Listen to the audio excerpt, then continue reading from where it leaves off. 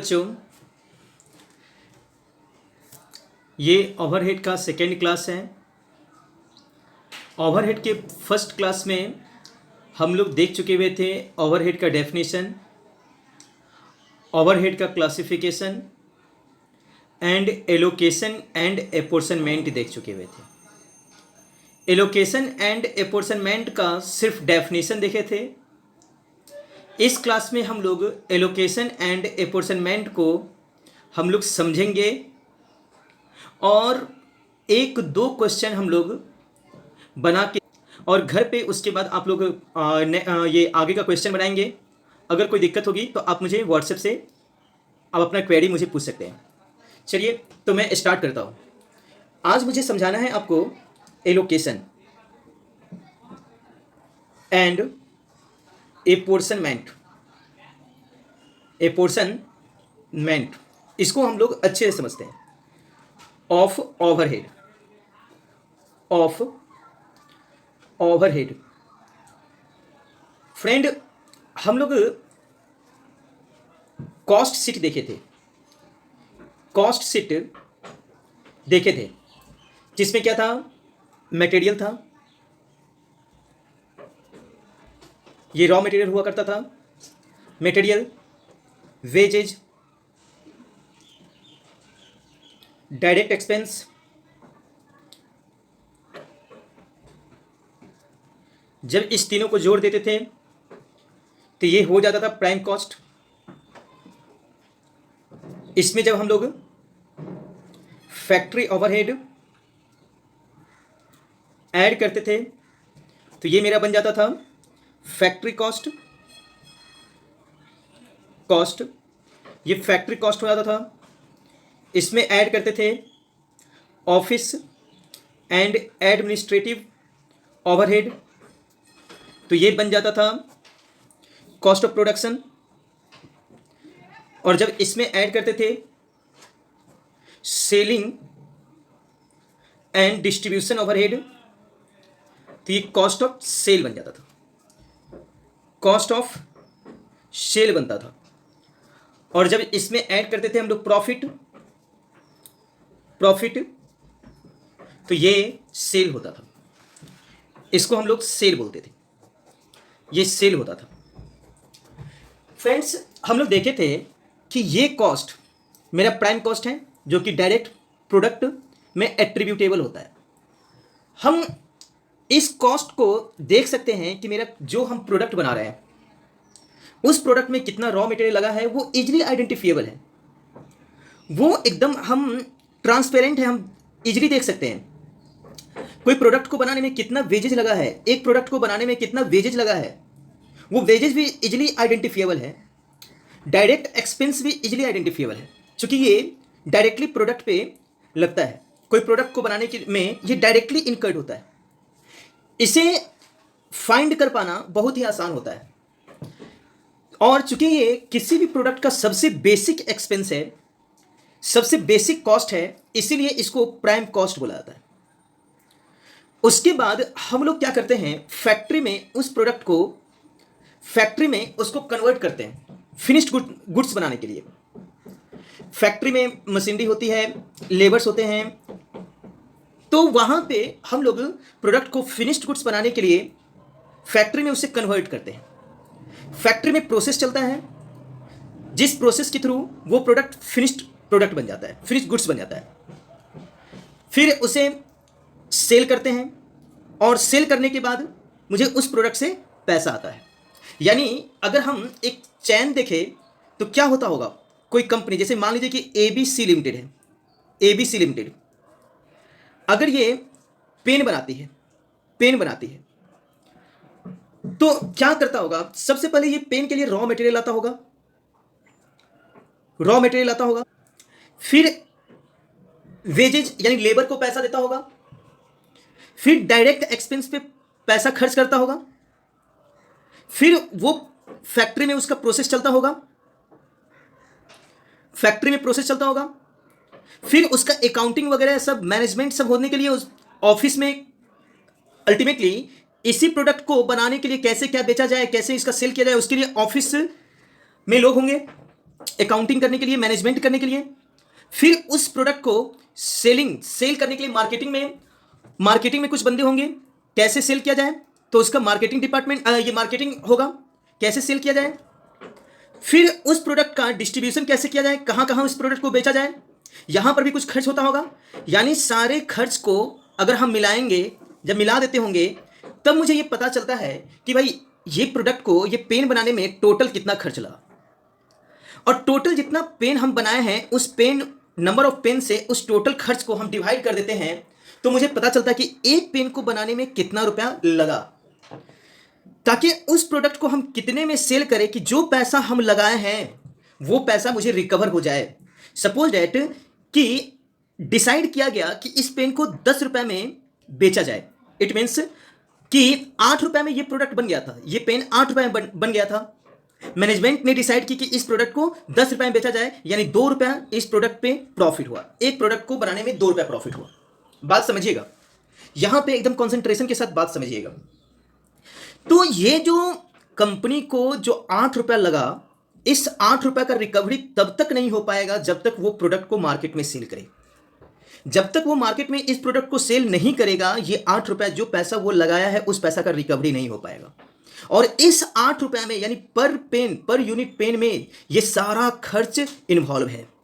अगर ये सारे खर्च को इसमें इन्वॉल्व नहीं किया जाता, तो फिर वो सारा खर्च को अगर इसमें ऐड नहीं किया जाता, तो फिर वो रिकवर कितना करना है, ताकि जो जो पैसा उसका खर्च हुआ उसका रिकवरी हो सके, वो उसको पता नहीं हो पाता। इसलिए सारे खर्च को क्या करती है, वो प्रोडक्ट के पर यूनिट में ऐड कर देती है, और तब उसे पता चल जाता है कि इस प्रोडक्ट को हमें कम से कम कितने में बेचना है, ताकि हम कुछ प्रॉफिट भी कमा सके। तो ये प्रोडक्ट में लगने वाला, एक पेन में लगने वाला सारा पैसा, ये पूरा रुपया तब तक रिकवर नहीं होगा जब तक इसको सेल ना करे। और इसको सेल करने के लिए इससे कुछ ज्यादा रुपया में ही सेल करना पड़ेगा, ताकि वो कुछ प्रॉफिट अपने पास भी रख सके।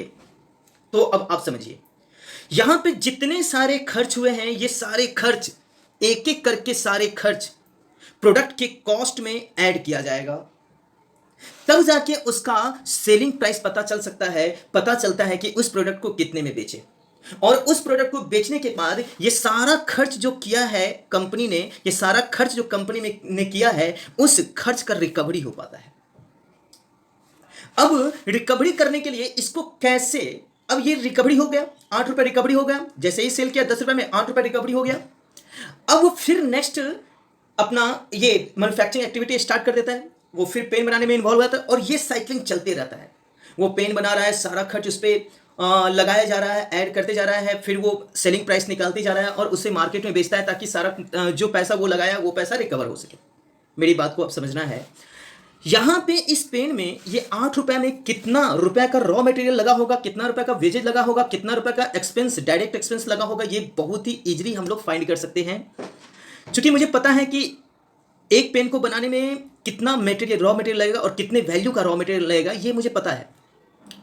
तो इसे डायरेक्ट एक्सपेंस को फाइंड करना, पर यूनिट डायरेक्ट एक्सपेंस को फाइंड करना ये इजी है, क्योंकि ये डायरेक्टली एट्रीब्यूटेबल है और आइडेंटिफिएबल है।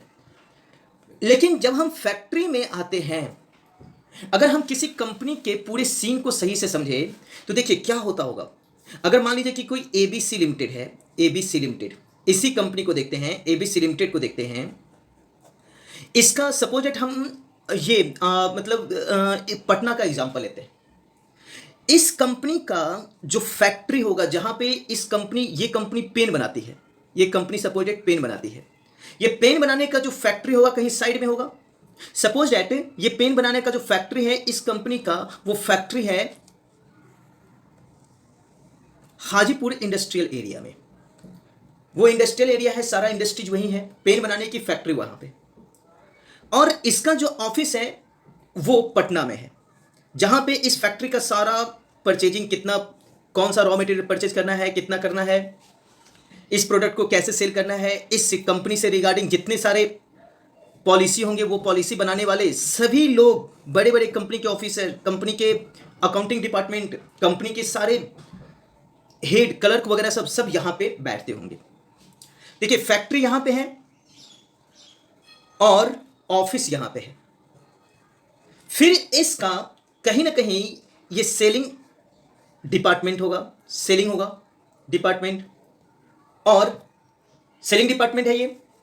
और फिर इस फैक्ट्री में इस प्रोडक्ट को कहाँ कहाँ भेजा जाए, क्या सिर्फ पटना में बेचा जाए या पटना से बाहर ही भेजा जाए, उसके लिए एक डिस्ट्रीब्यूशन डिपार्टमेंट होगा। तो ये इस कंपनी का पूरा एक स्ट्रक्चर इस तरह से स्ट्रक्चर होता होगा। कोई भी बड़ी कंपनी है उसका स्ट्रक्चर मोर और लेस इसी तरह से होता है।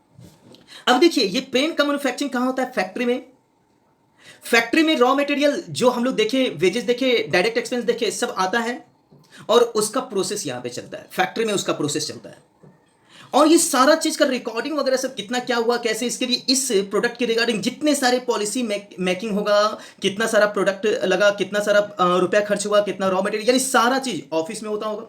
यहां पर भी कुछ कॉस्ट इस पेन के रिगार्डिंग इनकर्ड होता होगा। सेल करने के लिए उसको कैसे सेल किया जाए उसके लिए भी यहाँ पे कुछ कॉस्ट इस पेन के रिगार्डिंग इनकर्ड होता होगा, और उसको कैसे डिस्ट्रीब्यूट किया जाए उसके लिए भी यहाँ पे कुछ कॉस्ट इनकर्ड होता होगा। जब तक ये सारे कॉस्ट को इस पेन पे नहीं चार्ज किया जाए, इस पेन को जब तक ये इस पेन पे नहीं चार्ज किया जाएगा, सारे कॉस्ट का रिकवर कर पाना मुश्किल हो जाएगा। तो फिर क्या करते हैं कि जितने सारे कॉस्ट, जितने सारे एक्सपेंस इस प्रोडक्ट को बनाने में लगा, यहां पे यहां पे यहां पे यहां पे, सारे एक्सपेंस को हम लोग क्या करते हैं, पेन पे चार्ज कर देते हैं। ये हो जाता है पेन का कॉस्ट हो जाता है, और फिर उसे हम कुछ पैसा, कुछ रुपया मार्जिन लेके उसे मार्केट में बेच देते हैं। तो ये उसका हो जाता है सेलिंग प्राइस। अब देखिए यहां पे हम लोग ये देखिए प्राइम कॉस्ट। हमें अब जो मुझे देखना है, मैंने पिछले क्लास में ये बताया था कि यहां से यहां तक ये जो होता है ओवरहेड्स होता है, फिर ये प्रॉफिट एलिमेंट हो गया। बस ये चार चीजें, किसी भी प्रोडक्ट में ये चार चीज इन्वॉल्व होता है, मैंने पिछले क्लास में ये बताया था। अब देखिए मुझे जो यहां पे जो ओवरहेड्स का जो एलोकेशन या एपोर्शनमेंट देखना है, वो देखना है इस फैक्ट्री में जो ओवरहेड्स हुआ है, इस फैक्ट्री में जो एक्सपेंस हुआ है, other than direct material, direct labour और डायरेक्ट एक्सपेंस, इस तीनों चीज को छोड़ के बाकी जो खर्च यहां पे हुआ फैक्ट्री में, वो कितना हुआ है और उसका कैसे एलोकेशन करना है और एपोर्शनमेंट करना है, वो मुझे देखना है। मुझे इन सब सारे एक्सपेंस को, अभी हम इन सब सारे एक्सपेंस को नहीं देख रहे हैं, इन तीनों एक्सपेंस को, तीनों ओवरहेड्स को अभी नहीं देख रहे हैं। अभी सिर्फ और सिर्फ फैक्ट्री में जो मेरा खर्च हुआ है, कितना रुपया खर्च हुआ है, और उसको मुझे कैसे प्रोडक्ट पे बांटना है, कैसे प्रोडक्ट पे चार्ज करना है, मुझे वो देखना है। तो आते हैं हम लोग देखते हैं कि उसे कैसे प्रोडक्ट पे मुझे बांटना है। इसके लिए मुझे कॉस्ट अकाउंटिंग में दो टेक्निक दिया गया है, allocation and apportionment, allocation and apportionment of overhead. और कौन ओवरहेड, अब आप इजीली जान गए होंगे कौन ओवरहेड, फैक्ट्री ओवरहेड। यानी फैक्ट्री ओवरहेड, फैक्ट्री में जो पैसा खर्च होता है, जो रुपया खर्च होता है, जो मेरा एक्सपेंस होता है, उस एक्सपेंस को प्रोडक्ट पे कैसे चार्ज किया जाए, इसके लिए दो प्रोसेस बताया गया है। एक तो बताया गया एलोकेशन का और दूसरा एपोर्शनमेंट का बताया गया। एलोकेशन देखिए, अब हम एक चीज थोड़ा देखते हैं समझने के लिए, हम थोड़ा फैक्ट्री एबीसी लिमिटेड का फैक्ट्री का इमेजिनेशन करते हैं, कैसा होगा फैक्ट्री। देखिए फैक्ट्री, सपोज दैट कि ये एबीसी लिमिटेड का फैक्ट्री है जहां पे प्रोडक्शन प्रोसेस होता है। प्रोडक्शन करने के लिए यहां पे सपोज दैट एक डिपार्टमेंट है, या फिर अब यहां पे देखिए ये प्रोडक्शन डिपार्टमेंट है, प्रोडक्शन डिपार्टमेंट है। और सपोज दैट इस फैक्ट्री में प्रोडक्शन करने के लिए बहुत सारे सर्विस की जरूरत है, जैसे टेक्निकल सर्विस की जरूरत है, सुपरवाइजर की जरूरत है, इस प्रोडक्शन सही से चल रहा है या नहीं चल रहा है, कलर का जरूरत है, कितना प्रोडक्शन हुआ उसका जरूरत है, क्या स्टोर में कितना गुड्स पड़ा हुआ है, कितना रॉ मटेरियल पड़ा हुआ है उसका जरूरत है। तो इसके लिए इस प्रोडक्शन डिपार्टमेंट को सर्विस देने के लिए उसका सर्विस डिपार्टमेंट है, सर्विस डिपार्टमेंट है। तो ये सर्विस डिपार्टमेंट का क्या काम है, इस सर्विस डिपार्टमेंट का काम है कि अपने प्रोडक्शन डिपार्टमेंट को सर्विस देना, अपने प्रोडक्शन डिपार्टमेंट को सर्विस देना।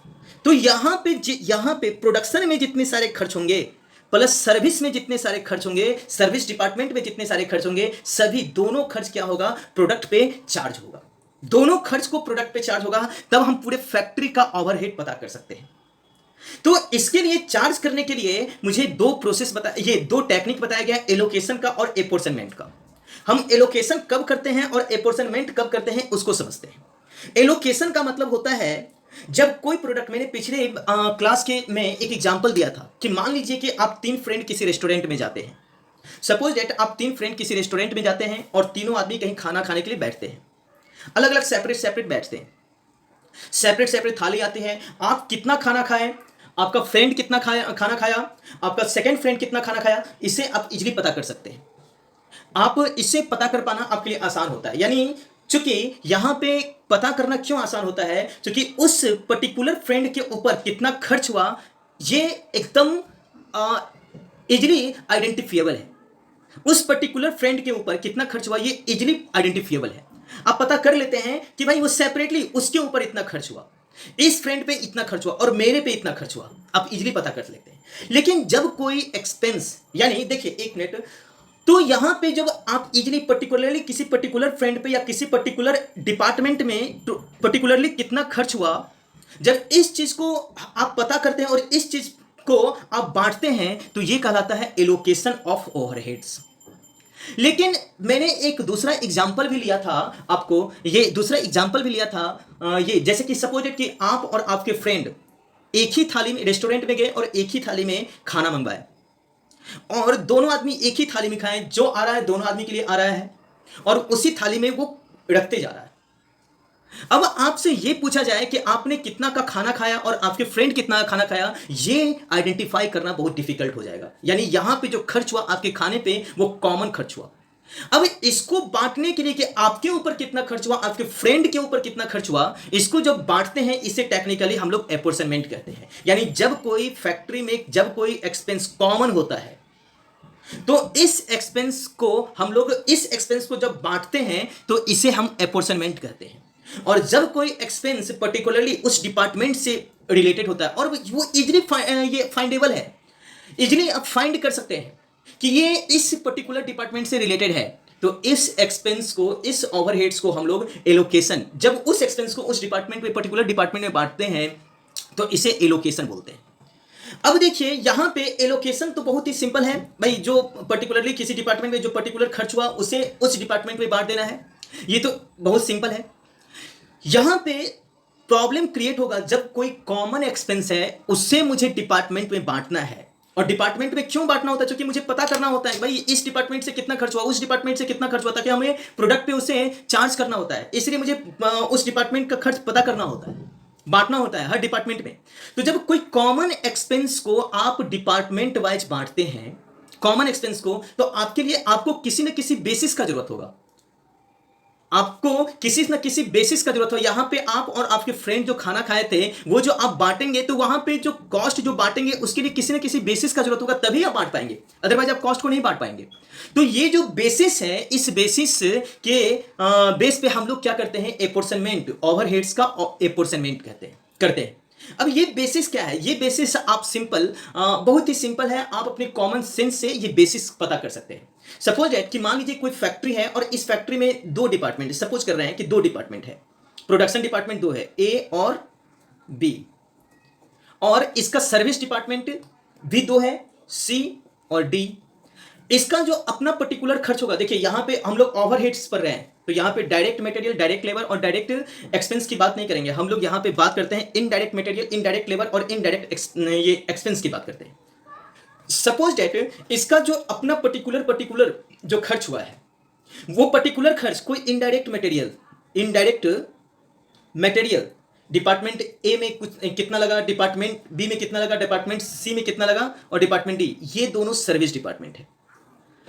जब इसका हम पर्टिकुलरली हर डिपार्टमेंट का अपना अपना पर्टिकुलर एक्सपेंस दिया रहेगा, पर्टिकुलर ओवरहेड दिया रहेगा, तो इसे हम बोलेंगे, इस प्रोसेस को एलोकेशन बोलेंगे। लेकिन कभी कभी क्या होता है कि कोई कॉमन एक्सपेंस दे दिया जाता है। सपोज दैट कि ये सर्विस डिपार्टमेंट एक सुपरवाइजर है, ये सुपरवाइजर का काम है सभी प्रोडक्ट का सुपरविजन करना, सभी प्रोडक्शन का मतलब पूरे डिपार्टमेंट का सुपरविजन करना कि मेरा प्रोडक्शन डिपार्टमेंट का जो दोनों डिपार्टमेंट वो सही से वर्क कर रहा है कि नहीं, सर्विस डिपार्टमेंट जो है वो सही से वर्क कर रहा है कि नहीं, यानी सभी का सुपरविजन करने का काम इसका है। तो यहां पे ये प्रॉब्लम आता है कि सर ये भी एक्सपेंस हुआ और इस एक्सपेंस को मुझे चारों डिपार्टमेंट में बांटना है, तो वो किस बेसिस पे हम बांटेंगे? कॉमन एक्सपेंस है। जब मान लीजिए कि इस डिपार्टमेंट का अपना अगर ये लेबर होगा, अपना अगर मटेरियल होगा, अपना अगर सुपरवाइजर, इस डिपार्टमेंट का अपना सुपरवाइजर होगा, तो बांटने का कोई मतलब पूरा आसान तरीका है। वो भाई जितना होगा वो इसमें बांट देंगे, उसको जितना सैलरी देते हैं इसमें बांट देंगे। इसका अपना अगर होगा तो उसको जितना सैलरी देते हैं वो इसमें बांट देंगे। इसका अपना सुपरवाइजर होगा तो इसमें बांट देंगे, इसका अपना सुपरवाइजर होगा तो इसमें बांट देंगे। लेकिन कोई ऐसा सुपरवाइजर है जो कॉमनली चारों को देखता है, चारों डिपार्टमेंट को देखता है। अब उसको जो सैलरी दिया जा रहा है, तो इस सैलरी को बांटने के लिए कैसे बांटेंगे और बांटने के लिए किस बेसिस पे इसको बांटेंगे?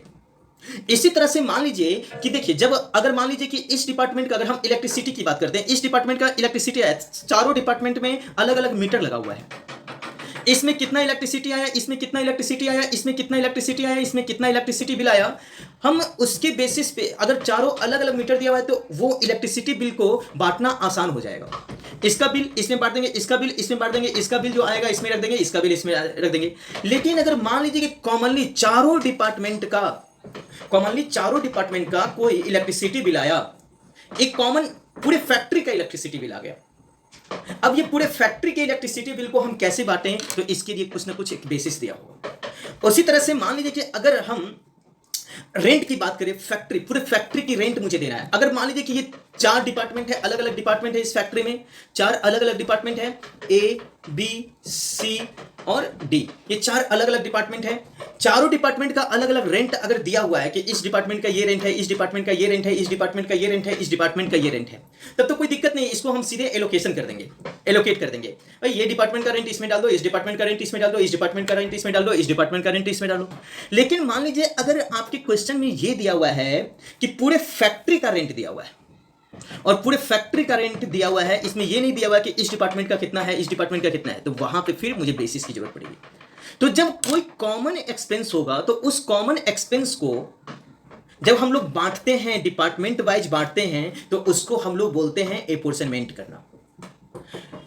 और जब कोई पर्टिकुलर एक्सपेंस को उस डिपार्टमेंट में बांटते हैं तो उसको हम लोग बोलेंगे एलोकेशन करना। तो एपोर्शनमेंट करने का जो तरीका बताया गया है वो दो तरीका है। एक तो पहला तरीका है प्राइमरी डिस्ट्रीब्यूशन, यानी प्राइमरी जो फर्स्ट हम लोग क्या करेंगे, चारों डिपार्टमेंट यानी सर्विस डिपार्टमेंट जितने सारे हैं उसमें भी और प्रोडक्शन डिपार्टमेंट जितने सारे हैं उसमें भी फर्स्ट मुझे काम करना है, चारों डिपार्टमेंट में सभी एक्सपेंस को बांट देना है। जो बेसिस होगा उस बेसिस पे सभी एक्सपेंस को मुझे बांट देना है। इस चीज को हम लोग प्राइमरी डिस्ट्रीब्यूशन बोलते हैं। ओवरहेड का प्राइमरी डिस्ट्रीब्यूशन या एपोर्शनमेंट का प्राइमरी डिस्ट्रीब्यूशन इसको बोलते हैं। और जब हम पूरे फैक्ट्री के एक्सपेंस को, चूंकि अल्टीमेटली सभी एक्सपेंस को प्रोडक्ट पे ही चार्ज करना है और प्रोडक्ट कहां होता है, प्रोडक्शन डिपार्टमेंट में। जब पूरे फैक्ट्री के एक्सपेंस को हम प्रोडक्शन डिपार्टमेंट में बांट देते हैं, पहले मुझे क्या करना है, चारों डिपार्टमेंट में अलग अलग बांट देना है, पहला काम ये करना है। और उसके बाद सेकेंड काम करना है कि फैक्ट्री के एक्सपेंस को, ये सर्विस डिपार्टमेंट के एक्सपेंस को प्रोडक्शन डिपार्टमेंट में बांट देना है। दूसरा काम ये करना है कि पूरे सर्विस डिपार्टमेंट के एक्सपेंस को प्रोडक्शन डिपार्टमेंट में बांट देना है। तो इसको बोलेंगे सेकेंडरी डिस्ट्रीब्यूशन। समझ में आ गया? तो there are two methods of apportionment of factory overhead. One is primary distribution, यानी इसमें क्या करते हैं, सभी डिपार्टमेंट का अपना अपना जो एक्सपेंस है, जो अपना अपना एक्सपेंस जब बांटेंगे तो वो तो एलोकेशन होगा। जब कोई कॉमन एक्सपेंस सभी डिपार्टमेंट में बांट देंगे तो वो क्या हो जाएगा, एपोर्शनमेंट। फिर उसके बाद हम लोग क्या करते हैं, जब एपोर्शनमेंट कर लेंगे, सभी डिपार्टमेंट में बांट देंगे कॉमन एक्सपेंस को, तब फिर सर्विस डिपार्टमेंट के एक्सपेंस को हम लोग इसमें प्रोडक्शन डिपार्टमेंट के एक्सपेंस में बांटते हैं। तो इसको हम लोग बोलते हैं सेकेंडरी डिस्ट्रीब्यूशन। तो फ्रेंड, मैंने बताया था कि कुछ बेसिस दिया गया है जिस बेसिस पे मुझे प्राइमरी डिस्ट्रीब्यूशन करना होता है, यानी जो सर्विस डिपार्टमेंट का जो ये है, हम कैसे कोई कॉमन एक्सपेंस को किस बेसिस पे बांटते हैं, उसके लिए कुछ बेसिस दिया गया है। और वो आपके कॉमन सेंस से भी आप पता कर सकते हैं। जैसे कि मान लीजिए कि अगर रेंट है, रेंट को आप किस बेसिस से बांटेंगे, रेंट को आप किस बेसिस से बांटेंगे, जो डिपार्टमेंट जितना एरिया ऑक्युपाई किया होगा उसी बेसिस से बांटेंगे। कोई अगर लाइटिंग या हीटिंग एक्सपेंस है, लाइटिंग देखिए दो चीज होता है। आप लोग मतलब कॉस्ट अकाउंटेंसी में या फिर मैन्युफैक्चरिंग अकाउंटेंसी में आप लोग देखे होंगे कि दो चीज होता है, एक पावर्स होता है और दूसरा आपका ये होता है, लाइटिंग होता है। पावर्स का मतलब ये होता है जिस इलेक्ट्रिसिटी से आपका मशीन चलता है, फैक्ट्री में मशीन चलता है, उस इलेक्ट्रिसिटी को हम लोग पावर बोलते हैं। और जो इलेक्ट्रिसिटी फैक्ट्री में लाइटिंग करने के लिए, क्योंकि फैक्ट्री को अंधेरा नहीं रखा जाता है, इसके लिए लाइटिंग की व्यवस्था होती है। अगर वो अंधेरा रखेगा तो फिर काम ही नहीं हो पाएगा। और इवन जब फैक्ट्री में मशीन नहीं चलता है फिर भी लाइटिंग उसमें रखना जरूरी होता है। तो वो लाइटिंग के लिए जो लाइटिंग के लिए मरकरी होता है, बल्ब होता है, इसका भी एक्सपेंस होता है। तो इसको आप किस बेसिस पे बांटेंगे? सिंपल, जो छोटा एरिया होगा उस पर कम लाइटिंग की जरूरत होगी, जो बड़ा एरिया होगा बड़े लाइटिंग की जरूरत होगी। तो इसको भी आप एरिया के हिसाब से बांट सकते हैं। अगर मान लीजिए लाइटिंग पॉइंट दिया हुआ है कि देखिए ये डिपार्टमेंट ए में 15 पॉइंट है, डिपार्टमेंट बी में 10 पॉइंट है, डिपार्टमेंट सी में 5 पॉइंट है और डिपार्टमेंट डी में 20 पॉइंट है। तो अगर पॉइंट वाइज अगर दिया गया है तो उस लाइटिंग को पॉइंट वाइज बांट देंगे। अगर पॉइंट वाइज नहीं दिया गया है तो उस लाइटिंग को आप एरिया के वाइज बांट सकते हैं। इसी तरह से अगर मान लीजिए कोई अगर परक्यूजिट दिया हुआ है तो परक्यूजिट किसको मिलता है, सुविधा किसको मिलता है? वो लेबर्स को मिलता है। तो जिस डिपार्टमेंट में जितना लेबर्स है उस नंबर ऑफ लेबर्स के बेसिस पे उसको बांट देना है। अगर इसी तरह से लेबर वेलफेयर एक्सपेंस दिया हुआ है तो सिंपल तरीका है कि लेबर वेलफेयर एक्सपेंस सिंपल तरीका है, नंबर ऑफ वर्कर्स के अकॉर्डिंग बढ़ जाएगा। इसी तरह से कोई अगर सुपरवाइजर का सैलरी दिया हुआ है तो सुपरवाइजर का सैलरी मान लीजिए कोई अगर पर्टिकुलर डिपार्टमेंट का दिया हुआ है तो कोई दिक्कत ही नहीं है। लेकिन कोई कॉमन अगर दिया हुआ है तो सुपरवाइजर किसके लिए होता है? कॉमन सुपरवाइजर का सैलरी दिया हुआ वो किसके लिए होता है? लेबर को सुपरवाइज करने के लिए, प्रोडक्शन सही से हो रहा है कि नहीं, प्रोडक्शन पे जितने सारे लेबर हैं वो सही से काम कर रहे हैं कि नहीं, सर्विस में जितने सारे आदमी हैं स्टाफ से वो सही से काम कर रहे हैं कि नहीं, इसको देखने के लिए सुपरवाइजर होता है। तो उसको हम किस बेसिस पे बांटेंगे? नंबर ऑफ वर्कर्स के बेसिस पे। इसी तरह से अगर मान लीजिए कि कोई ये कंपनसेशन टू वर्कर्स है, कंपनसेशन टू वर्कर्स, अब इसको हम लोग कैसे बांटेंगे? तो इसको बांटने के लिए भी मतलब कॉमन सेंस है अपना, कंपनसेशन टू वर्कर्स, इसको भी हम डायरेक्ट, चूंकि ये वर्कर्स को जो कंपनसेशन दिया जाता है ये सैलरी के बेसिस पे या वेजेस के बेसिस पे दिया जाता है, तो डायरेक्ट वेजेस के बेसिस पे बांट सकते हैं। अगर वो डायरेक्ट वेजेस नहीं दिया है तो नंबर ऑफ वर्कर्स के बेसिस पे बांट सकते हैं। इसी तरह से मान लीजिए कि अगर दिया हुआ है पावर्स, तो पावर्स को किस बेसिस से बांटना है? मशीन कितने हॉर्स पावर का मशीन लगा हुआ है उसके बेसिस से बांटना है।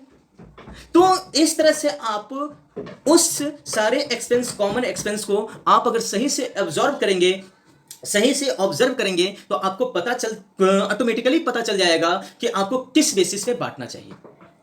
ये आपके क्वेश्चन में कुछ ये आइटम्स दिए रहेंगे, जैसे रेंट का जैसे एरिया दिया रहेगा, रेंट अगर दिया हुआ है कॉमन एक्सपेंस तो एरिया दिया रहेगा, नंबर ऑफ वर्कर्स दिया रहेगा, उसके बाद ये हॉर्स पावर, कितने हॉर्स पावर का मशीन है वो दिया रहेगा, लाइटिंग पॉइंट दिया रहेगा।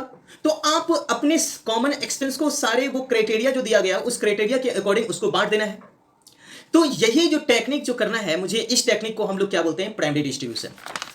ठीक है, अब मुझे देखना है प्राइमरी डिस्ट्रीब्यूशन में, जैसे कि कुछ क्वेश्चन है, हम एक क्वेश्चन बना के आप लोग उसे सुनिए। मैं इसका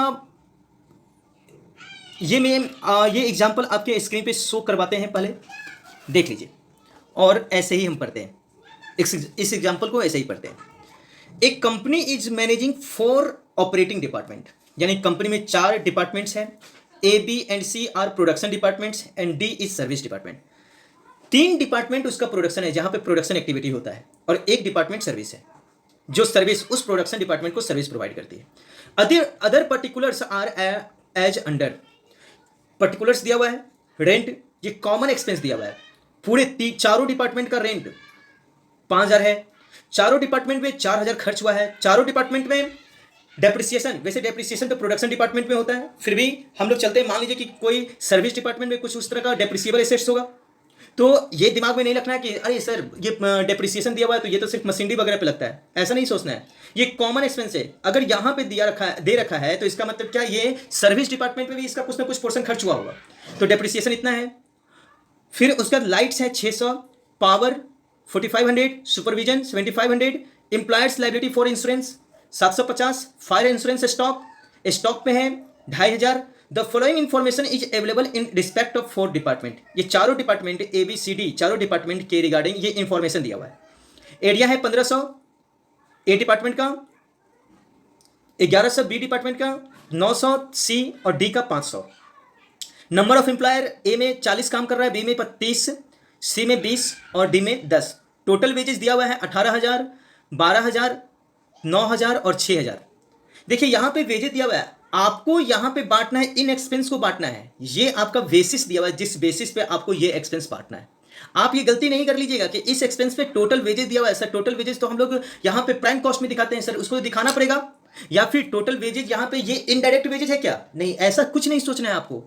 पहले तो ये चीज सोचिए, यहाँ पे आप जो ये करना है, आपको ये कॉमन एक्सपेंस को एपोर्शनमेंट करना है, बांटना है। और ये जो नीचे जो दिया हुआ है, आपका कुछ इंफॉर्मेशन दिया हुआ है, जिस इंफॉर्मेशन के बेसिस पे इसको बांटना है।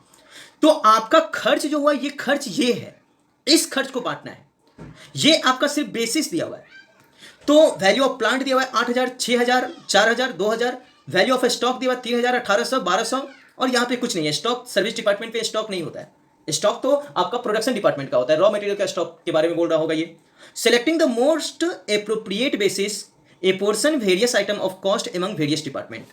आपको जो एप्रोप्रिएट बेसिस लग रहा है, उस एप्रोप्रिएट बेसिस पे आप इसे बांटिए। क्वेश्चन में ये बोल रहा है कि आप इसे एप्रोप्रिएट बेसिस से बांटिए।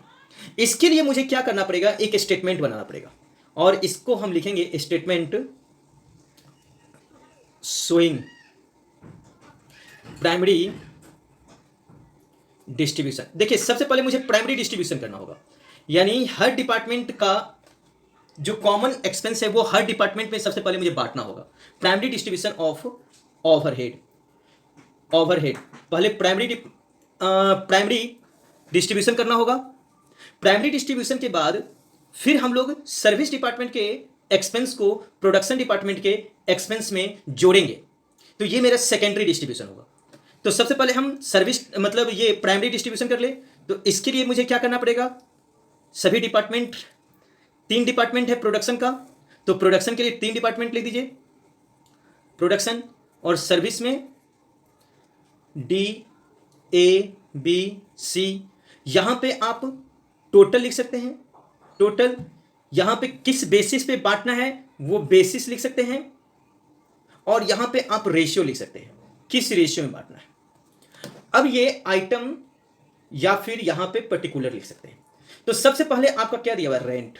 टोटल कितना दिया हुआ है? 5,000। अभी आप ऐसे लिखिए, रेंट 5,000।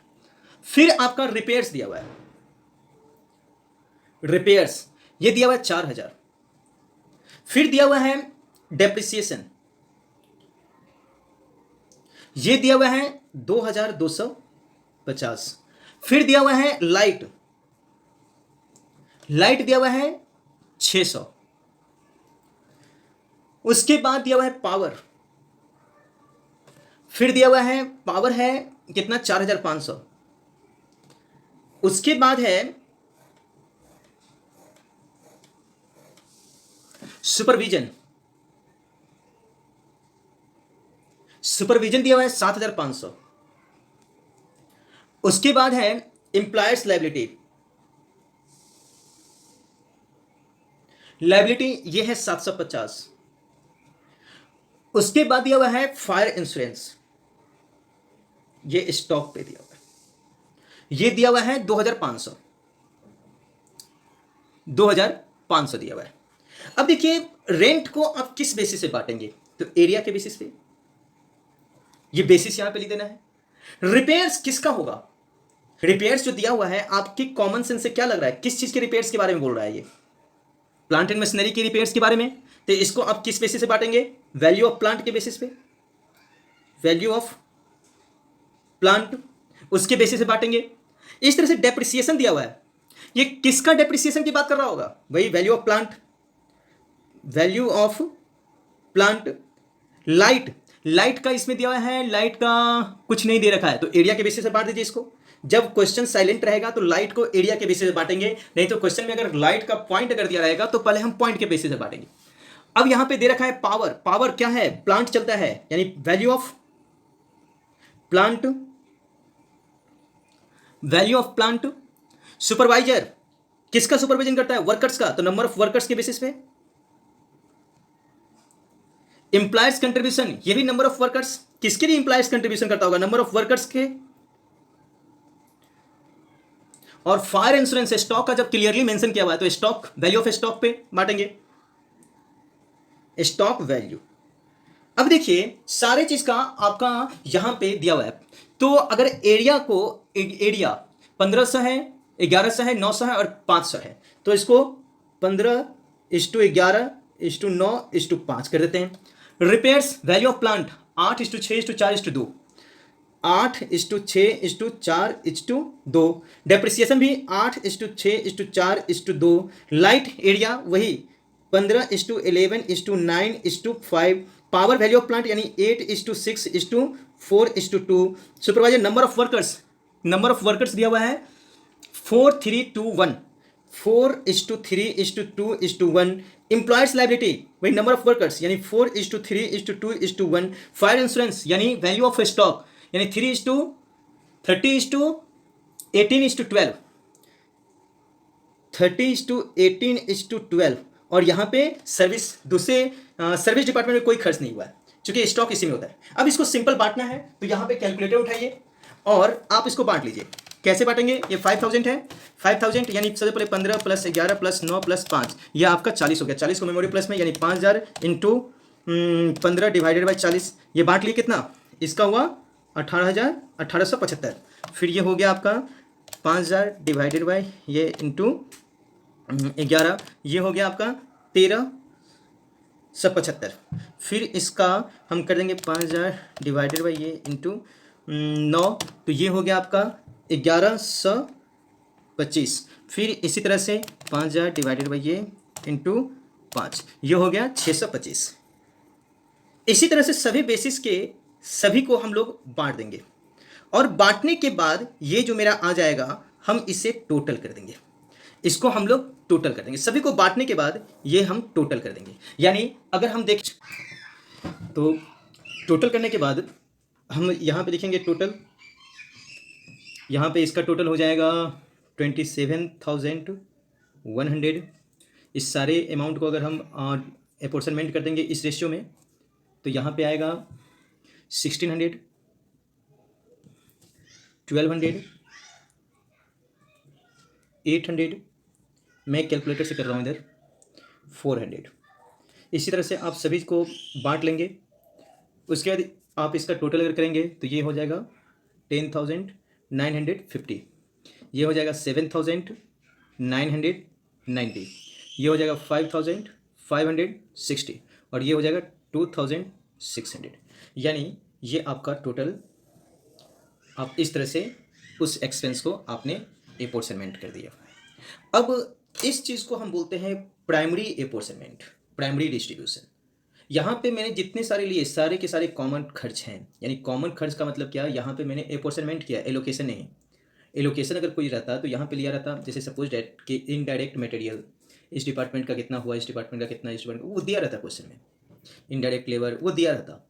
यानी यहाँ पे जो मैंने लिया ये सारा का सारा कॉमन एक्सपेंस था जिसके लिए एक बेसिस वो क्वेश्चन में इंफॉर्मेशन दिया हुआ है।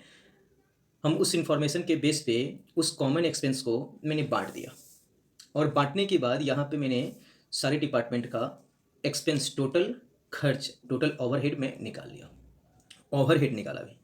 तो इस चीज़ को मैं बोलूँगा primary distribution of factory overhead, primary distribution of factory overhead.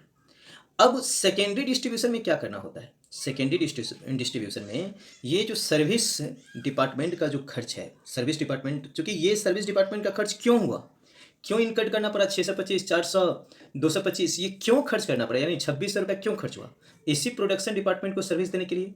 तो अब हम लोग क्या करेंगे, और प्रोडक्ट, दूसरी बात, प्रोडक्ट तो यहीं पे बनता है, यहीं पे प्रोडक्ट बनता है। इस डिपार्टमेंट ने कितना प्रोडक्ट प्रोड्यूस किया, इस डिपार्टमेंट ने कितना प्रोडक्ट प्रोड्यूस किया, इस डिपार्टमेंट ने कितना प्रोडक्ट प्रोड्यूस किया। तो इस सर्विस डिपार्टमेंट के सारे खर्च को हम इसमें इस तीनों डिपार्टमेंट में बांटेंगे। जब हम इस सर्विस डिपार्टमेंट के सारे खर्च को इस तीनों डिपार्टमेंट में बांटेंगे, प्रोडक्शन डिपार्टमेंट में बांटेंगे, तो ये मेरा कहलाएगा सेकेंडरी डिस्ट्रीब्यूशन, यानी सेकेंडरी डिस्ट्रीब्यूशन ऑफ ओवरहेड। और इसको टेक्निकली हम लोग रीअपोर्शनमेंट बोलते हैं। री का मतलब अपोर्शनमेंट होने के बाद फिर से उसे अपोर्शनमेंट करिए, अगेन अपोर्शनमेंट कीजिए, सर्विस डिपार्टमेंट के सारे खर्च को प्रोडक्शन डिपार्टमेंट में बांट लीजिए। इस चीज़ को बोलते हैं रीअपोर्शनमेंट। आज यहीं पे हम अपने क्लास को स्टॉप करते हैं। आप समझ गए होंगे। मैं 1-2 इलस्ट्रेशन व्हाट्सएप पे आप लोगों को भेज दूंगा। आप उसे बनाइएगा और इस इलास्ट्रेशन को अच्छे से घर पे एक बार प्रैक्टिस कीजिएगा। हम नेक्स्ट क्लास में ये सेकेंडरी डिस्ट्रीब्यूशन का मेथड्स बताएंगे कि सेकेंडरी डिस्ट्रीब्यूशन कितने तरह से आप कर सकते हैं, उसका क्या बेसिस है सेकेंडरी डिस्ट्रीब्यूशन करने का, वो सारे बेसिस को बताएंगे। और नेक्स्ट क्लास ये ओवरहेड का लास्ट क्लास होगा। उसी क्लास में हम ऑफिस ओवरहेड को भी कैसे चार्ज करते हैं प्रोडक्ट पे, कैसे प्रोडक्ट पे उसको ऐड करते हैं वो भी बताएंगे। सेलिंग एंड डिस्ट्रीब्यूशन ओवरहेड को कैसे प्रोडक्ट पे ऐड करते हैं उसको भी बताएंगे। इस तरह से आप टोटल कोई प्रोडक्ट एक कंपनी में बनता है उसका टोटल कॉस्ट कैसे निकालते हैं आप जान जाएंगे। तो आज के लिए क्लास को हम यहीं रोकते हैं, नहीं तो ये वीडियो लेंदी हो जाएगा। यहीं रोकते हैं, कल फिर एक वीडियो हम अपलोड करेंगे, इससे आगे के क्लास को प्रोसीड करेंगे। अगर आपको मेरा क्लास अच्छा लगा होगा, मेरा लेक्चर अच्छा लगा होगा तो लाइक शेयर एंड कमेंट कर दीजिएगा और चैनल को सब्सक्राइब कर लीजिएगा। Thank you very much.